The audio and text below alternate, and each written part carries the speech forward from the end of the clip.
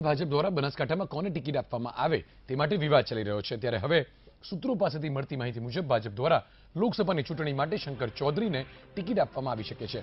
બનાસકાંઠા બેઠક પરથી ભટોળ અને હરિ ચૌધરીના નામ પર ફરી એક વખત કાતર લાગી શકે છે। આ બેઠક પર ભાજપ દ્વારા ટિકિટ આપવામાં આવે તો એક વખત શંકર ચૌધરીએ ચૂંટણી લડવાની તૈયારી દર્શાવી છે। સંવાદદાતા પરેશ ઓનલાઈન પર છે। જી પરેશ, બનાસકાંઠા બેઠક પર લોકસભાની સીટ માટે શંકર ચૌધરીનું નામ ચર્ચાઈ રહ્યું છે, શું વિગતો છે?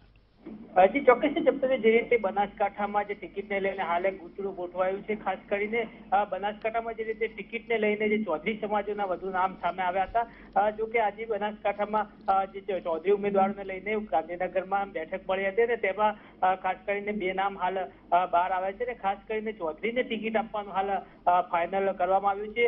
જો કે તેમાં હરીભાઈ ચૌધરીને પત્તું કપાયું છે, પણ હાલ પરથી ભટોળ અને શંકર ચૌધરી વચ્ચે હાલ હરીફાઈ ચાલી રહી છે। જો કે શંકરભાઈનું જે હાલ નામ મોખરે છે અને શંકરભાઈ ફરીથી એકવાર ચૂંટણી લડવા માટેની તૈયારી દર્શાવી છે, જેને લઈને હાલ કદાચ શંકરભાઈને આ વખતે ટિકિટ મળી શકે છે। જી આભાર પરેશ, સમગ્ર માહિતી સાથે જોડાવા માટે।